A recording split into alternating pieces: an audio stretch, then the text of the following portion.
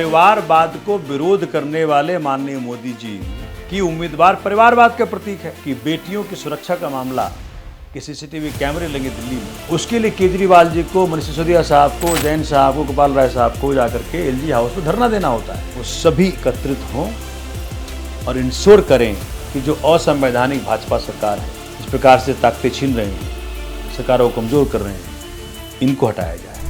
भाजपा ने हिंदुइज्म का जो राजनीतिकरण किया है हम सब जानते हैं। एक केजरीवाल जी जो हैं, जो टाल ठोक के कहते हैं कि काम किया है तो वोट दो, काम नहीं किया है तो वोट मत दो। क्या कभी आपने मोदी जी कहते सुना?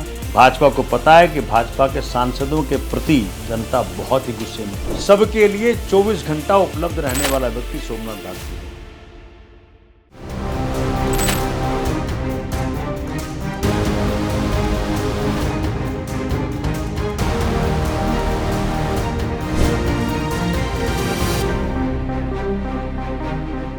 हाय, मेरा नाम है सृष्टि गोयल और आप देख रहे हैं एबीपी लाइव का खास शो 2024 की बारी कितनी तैयारी। तो अभी तक हमने उन लोगों से बातचीत की थी जो या तो सिटिंग एमपीज थे या फिर बीजेपी की पहली लिस्ट आने के बाद कैंडिडेट्स बने थे, लेकिन अब तक बात बदल गई है। 2024 की तारीखों का ऐलान हो गया है और लगभग सभी पार्टीज ने अपने काफी सारे कैंडिडेट्स मैदान में उतार दिए हैं। और जिस सीट पर आज हम बात करने वाले हैं वो बेहद दिलचस्प सीट है, क्योंकि इस सीट पर दो वकील आमने सामने हैं। जी हाँ, मैं बात कर रही हूँ नई दिल्ली लोकसभा सीट की। और आज हमारे साथ आम आदमी पार्टी के नेता, मौजूदा मालवीय नगर से विधायक और इंडिया गठबंधन के कैंडिडेट हमारे साथ मौजूद हैं। सर, बहुत बहुत आपका स्वागत है। सोमनाथ सर हमारे साथ मौजूद है। बहुत बहुत धन्यवाद शिशी जी आपका। सर, सबसे पहला सवाल तो मेरा यही है कि जितना मैंने इंटरनेट पे पढ़ा कि आपकी जो एजुकेशन है, आईआईटी से आप पढ़े हैं, यूनिवर्सिटी ऑफ दिल्ली में आप रहे हैं और जाने माने वकील आप हैं, तो राजनीति में एंट्री कैसे हुई सर? देखिए, यात्रा बहुत लंबी है जी। चूंकि यात्रा शुरू हुई जब हम स्कूली शिक्षा पा रहे थे। मेरी स्कूली शिक्षा बिहार से हुई है जी। और मेरी माता जी शिक्षिका थी और मेरे पिता आध्यात्मिक घुमक्कड़ थे। अच्छा। सन्यासी थे। जी। तो हमारी जिंदगी फादर के जिंदगी के इर्द गिर्द इवॉल्व होती रही। मेरा नाम महर्षि मही परमहंस जी महाराज भागलपुर के उन्होंने रखा, सोमनाथ। अच्छा। बहुत बड़े संत थे भागलपुर के। मैं महर्षि महेश योगी के गोद में खेला हूँ। अच्छा। देवराहा बाबा, अनुकूल ठाकुर, जय गुरुदेव, ओशो, फाइनली हम लोग सत्संग ब्यास गए, राधा स्वामी सत्संग ब्यास। तो हर वक्त दिल में एक इच्छा रही कि देश की सेवा कैसे की जाए। क्योंकि जहां जहां गया इतनी गरीबी देखी, इतनी दुर्दशा देखी, तो सेवा करने का भाव बहुत गहरा होता गया। जब आईआईटी में गया उसके बाद मेरे साथी तो चले गए सारे फॉरेन, कोई अमेरिका गया, कोई यूरोप गया। मैं हिंदुस्तान में रहना स्वीकार किया। तो मेरे पूरे बैचमेट्स में से सिर्फ वही एक था जो इस प्रकार की एक दिशा ली। मैंने लॉ ज्वाइन किया। फिर लॉ पढ़ के, चूंकि उस वक्त मुझे कहा गया कि the most powerful non political tool to serve the nation is law. तो हमने लॉ ज्वाइन कर ली, दिल्ली यूनिवर्सिटी से लॉ किया हमने। उसके बाद सीधा सुप्रीम कोर्ट गया और वहां पे सुप्रीम कोर्ट में, फिर दिल्ली हाई कोर्ट में अनेकों ऐसे पीआईएल के जरिए हमने कई मुसीबतों का समाधान लेकर के आए। और जब मुझे आज भी याद है, मैं ऐसे किसी केस की पैरवी कर रहा था जहाँ की चीफ जस्टिस ने मुझे कहा कि जो सोमनाथ जी आप मांग रहे हैं आपको यहाँ से नहीं मिल सकता, इसके लिए लेजिस्लेशन में जाना पड़ेगा। तो या तो आप असेंबली में जाकर चुनाव लड़िए या पार्लियामेंट में चुनाव लड़िए। मुझे बहुत चूंकि इच्छा थी देश सेवा करने की, तो हमने दोनों उस वक्त की दो जो प्रमुख पार्टियां थी उनसे बातचीत की। मुझे आज भी याद है कि जब बीजेपी के पास में गया तो कहा कि जी पैसे कितने हैं आपके पास। अच्छा। तो मुझे लगा कि मैं अपने आप को समर्पित कर रहा हूं देश को, पैसे मैं क्यों खर्च करूं। तो वहां रियलाइज हुआ कि जी पॉलिटिक्स में पैसे का सारा रोल है। अच्छा। फिर मेरा मन थोड़ा छोटा हो गया। उन्हीं दिनों 2010 में मुझे याद अभी भी है, माननीय केजरीवाल साहब पैन आईआईटी का जो, चूंकि मैं आईआईटी दिल्ली से हूं, तो जो आईआईटीज हैं उनका एक समूह है, उसको कहते हैं पैन IIT। ओके। हम लोग का 1 साल दिल्ली में, 1 साल है भारत में और 1 साल अमेरिका में कॉन्फ्रेंस होता है। तो जो इंडिया में कॉन्फ्रेंस हो रहा था नोएडा में, वहाँ केजरीवाल साहब आए हुए थे एज स्पीकर। उन्होंने, वो कह रहे थे स्टेज पे बैठ के कि जी, उस वक्त हुआ था कॉमनवेल्थ गेम्स का, अगर आपको याद हो जी। कि देखो जी, CWG स्कैम हुआ है, बड़े बड़े मछली बच जाएंगे, छोटे छोटे मछली खाए जाएंगे। तो मुझे लगा कि यही इंसान है। मन में इच्छा इतनी गहरी थी, इतनी कशिश गहरी थी कि शाम को इसी घर में जहां बैठे हुए हैं, शाम को अरविंद केजरीवाल जी अपनी छोटी सी वैगन आर में यहाँ पहुंच गए और परमात्मा के देखिए क्या आशीर्वाद है। वो आए, बोले सोमनाथ जी आप जो है CWG गेम्स का जो वो है उसको केस हमारे लिए लड़िए। उस वक्त 14 उसके पिटिशनर थे। मैंने कहा सर केस वेस लड़ने से कुछ नहीं होगा, पॉलिटिक्स में आना पड़ेगा, क्योंकि मैं ऑलरेडी हाथ जला चुका था, मैं जा चुका था दोनों पार्टियों के पास। तो खास सोमनाथ जी हमारे केस बेस, ये पॉलिटिक्स तो हमारे बस की बात नहीं है, आप हमारे लिए केस लड़ो और हम लोग जन लोकपाल में लाएंगे। और मैंने कहा भाई साहब डेथ वारंट कोई क्यों देगा आपको, जन लोकपाल में आपका डेथ वारंट है, nobody will give it to you, so we need to get into politics. So he but he refuse, क्योंकि उस वक्त की पार्टियों ने मना कर दिया जन लोकपाल बिल देने से। जी। जैसे पॉलिटिकल ऑल्टरनेटिव की बात माननीय अन्ना हजारे साहब ने की, हम सब खुश हो गए और वही रास्ता निकला। फिर केजरीवाल साहब ने मुझे कहा कि तुम लड़ो चुनाव मालवीय नगर से, क्योंकि मालवीय नगर में IIT दिल्ली पड़ता है जी। मैं प्रेसिडेंट रहा, स्टूडेंट रहा वहाँ का, तो सबसे लगाव है। तो अरविंद जी ने कहा कि 6000 वोट से तुम शुरू होगे, हम लोग सब शुरू होंगे 0 वोट से, तुम्हारा तो कैपिटल ऑलरेडी है वहाँ। क्षेत्र की जनता ने 2022 में जो सीटें 50-50 साल से भाजपा के पास थी पार्षद की, वो सारी सीटें जनता ने मेरे काम को देखते हुए, अरविंद केजरीवाल जी के काम को देखते हुए, तीनों के तीनों सीट आम आदमी पार्टी के झोली में डाल दिया। तो इस यात्रा में बहुत सारे खट्टे मीठे अनुभव हुए। जैसे कोरोना काल में अगर आप देखें, बिल्कुल कोरोना काल में इस प्रकार से काम परमात्मा ने मेरे हाथों कराए जैसे कोई कल्पना भी नहीं कर सकता। मतलब यहां तक कि मेरे काम की सराहना हाईकोर्ट के अंदर हुई। उस वक्त के जो लॉयर थे, अब तो वो जज बन गए, उन्होंने बकायदा कोर्ट में कहा कि हमारे यहाँ एक सोमनाथ भारती का मोहल्ला व्हाट्सएप ग्रुप चलता है, अच्छा, उसमें हम डालते हैं कि हमको चाहिए जी रेमडेसिविर, तो रेमडेसिविर आ जाता है, हमको चाहिए जी सिलेंडर ऑक्सीजन का, तो ऑक्सीजन सिलेंडर आ जाता है, हमको चाहिए जी बेड, तो बेड की व्यवस्था करा दी जाती है। यहां तक कि चूंकि उस वक्त क्या भयावह सीन था पूरे देश में, दिल्ली में भी बहुत भयावह सीन था। परमात्मा ने उन परिवार, मतलब जो परिवार कोरोना में क्वारंटाइन हो गए थे, जिनके परिजनों का ध्यान हुआ, वो शक्ति देता है। हम कौन होते हैं? हनुमान जी शक्ति देते हैं, हम कौन होते हैं? मतलब निगम बोध घाट पे अनेकों परिजनों का परमात्मा ने मेरे हाथों संस्कार कराया, उन लोगों का जिनके परिवार बाहर ना आ सके।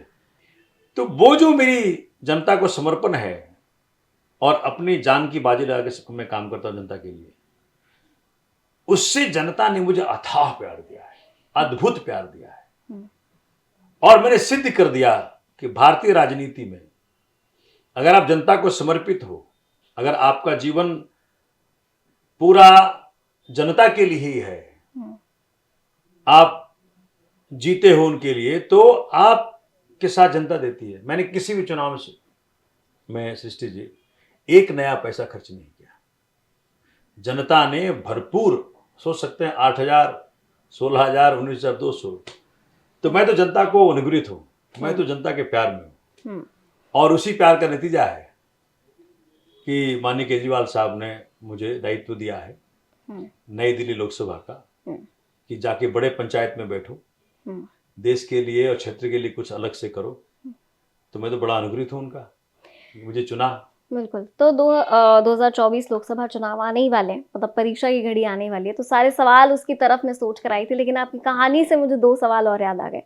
एक तो इससे सीधे सीधे समझ आ रहा है कि कहीं ना कहीं अरविंद केजरीवाल जी को राजनीति में आने के लिए आपका बड़ा प्रोत्साहन मिला, क्योंकि देखिए कि उन्होंने सोचा नहीं था, लेकिन फिर शायद उन्हें भी लगा होगा कि नहीं, ये जरिया ज़्यादा सही है देश की सेवा करने के लिए, और फिर आपका साथ मिला उन्हें।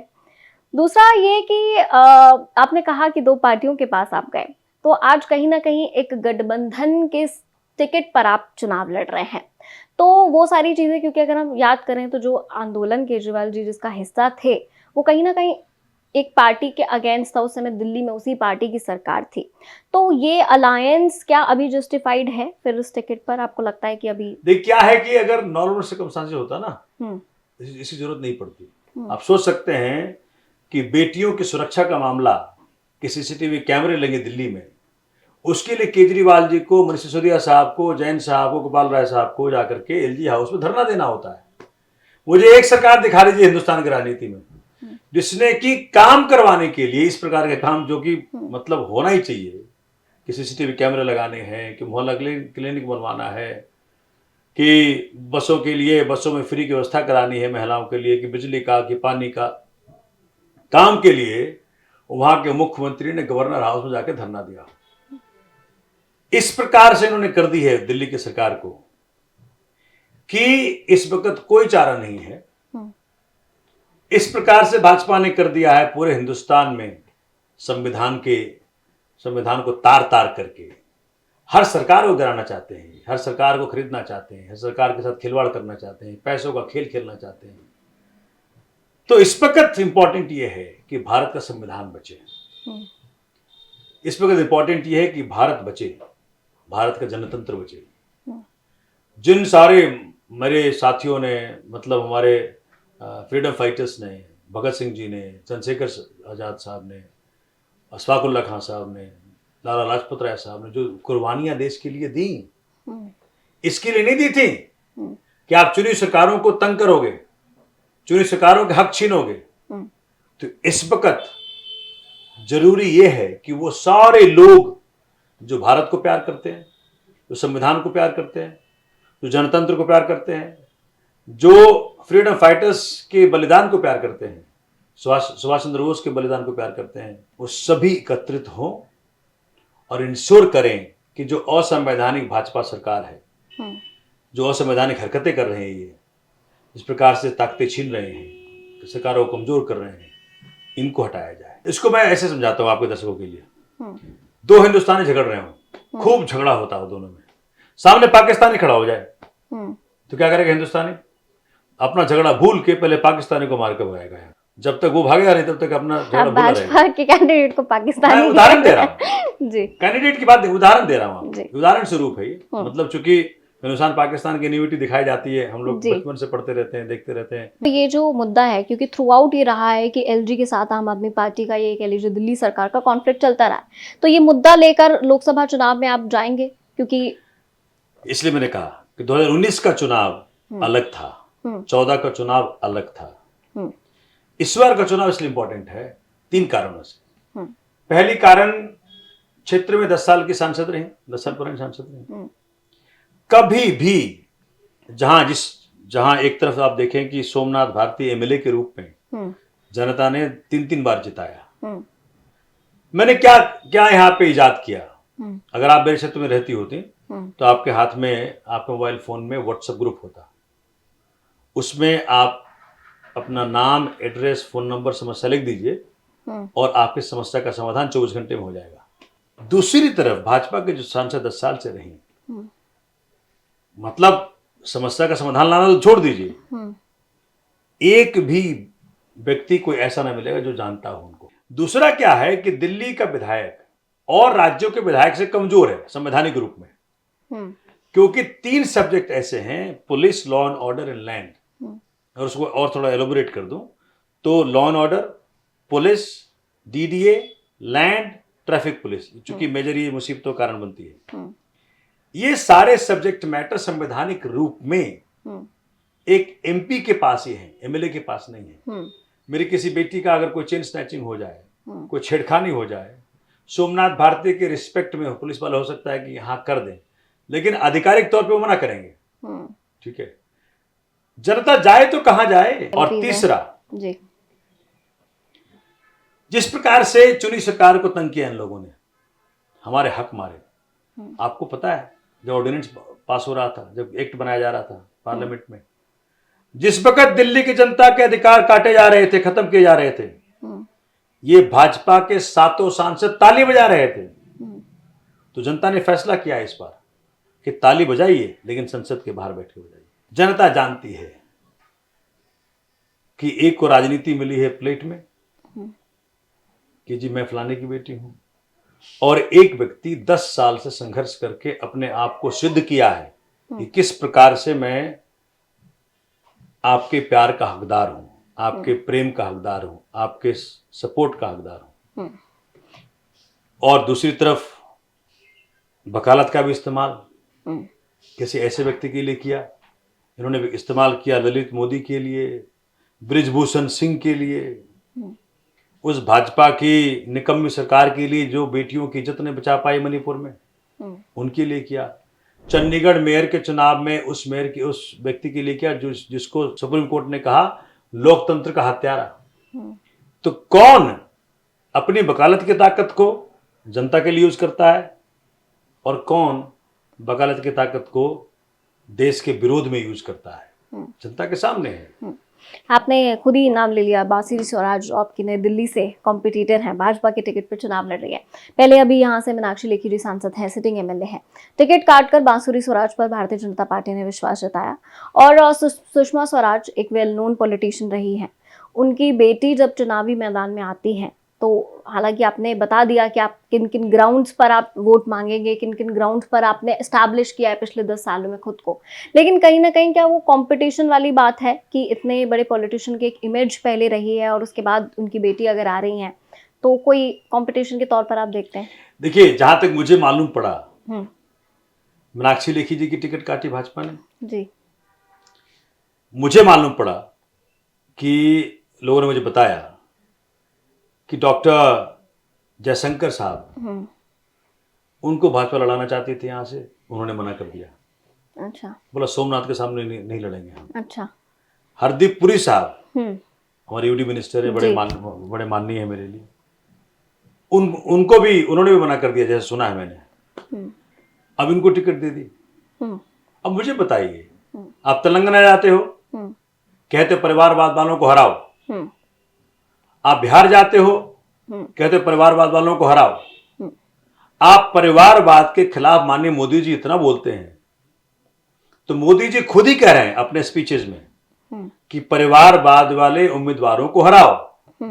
अपना वर्चस्व बना के कोई व्यक्ति आए कि मेरी ये क्षमता है, मैंने जनता के लिए ये किया है, जनता के लिए दिन रात एक किया है, कोरोना में मैंने इस प्रकार सेवा की। कोरोना में उनकी उम्र कम तो है नहीं, वो भी यही थी, तो कोरोना का कोई उदाहरण दिखा दें, कोई इस प्रकार से बातें दिखाएं जो कि उन्होंने कभी जनता के लिए काम किया हो। तो परिवारवाद को विरोध करने वाले माननीय मोदी जी की उम्मीदवार परिवारवाद का प्रतीक है।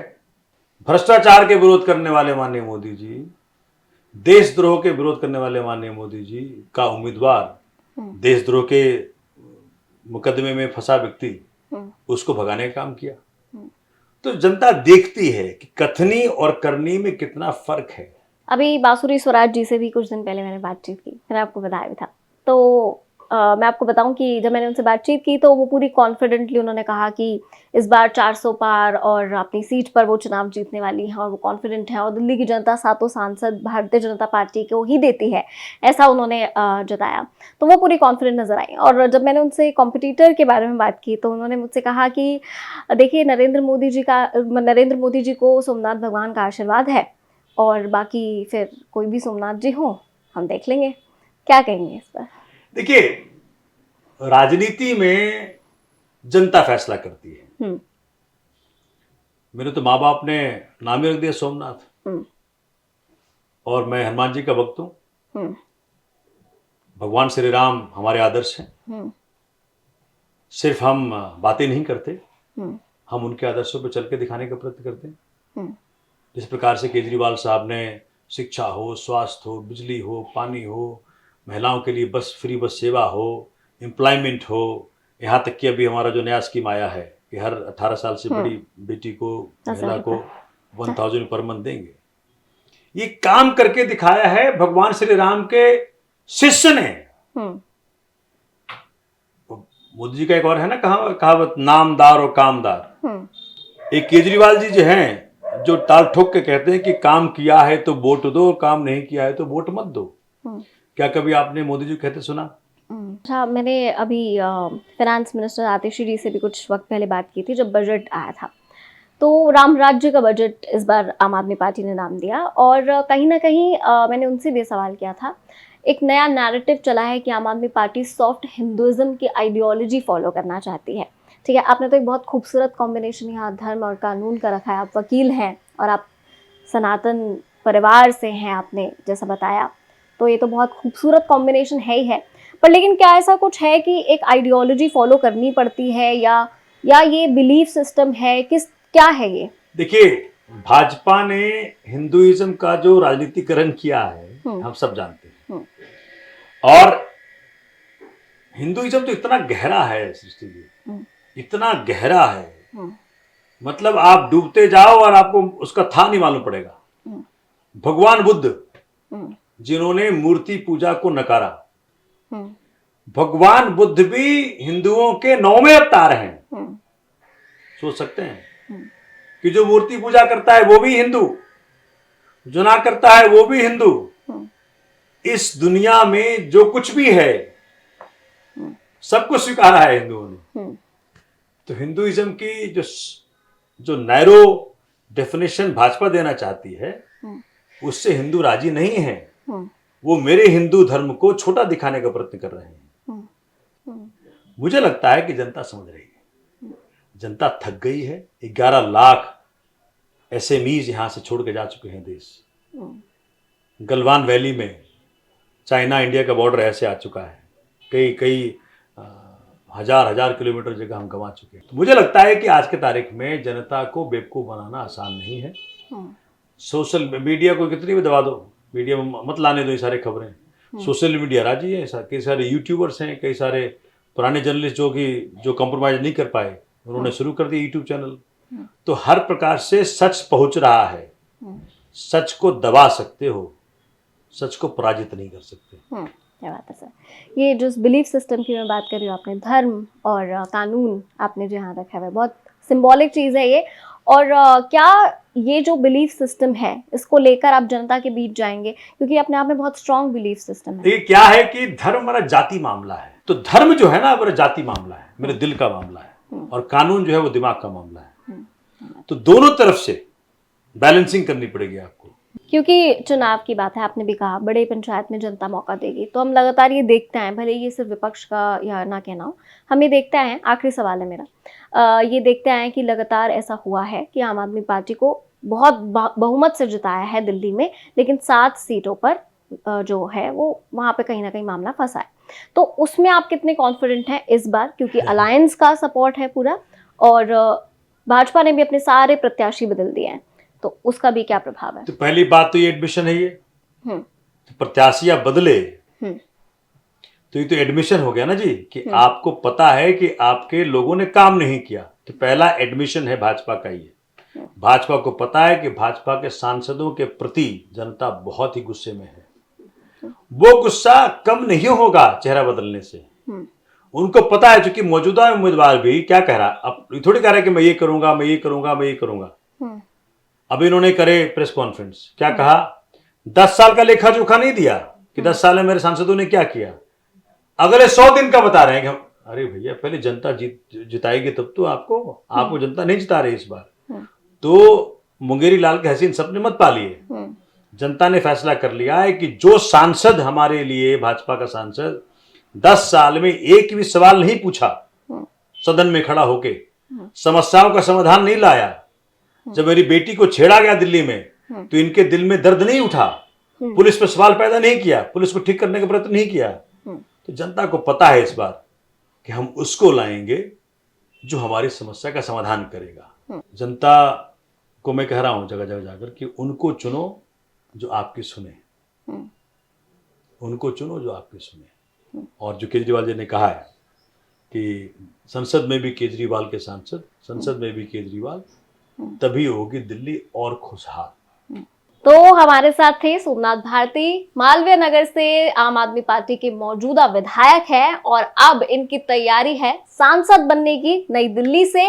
क्या तैयारी है ये आपके साथ सर शेयर कर दिया है और क्या मुद्दे लेकर जनता के बीच जा रहे हैं वो भी आपके साथ शेयर कर रहे हैं। बेबाकी से अपने सारे सवालों के जवाब दिए हैं। Thank you so much sir हमारे साथ जुड़ने के लिए। आप सब भी देखते रहिए एबीपी लाइव।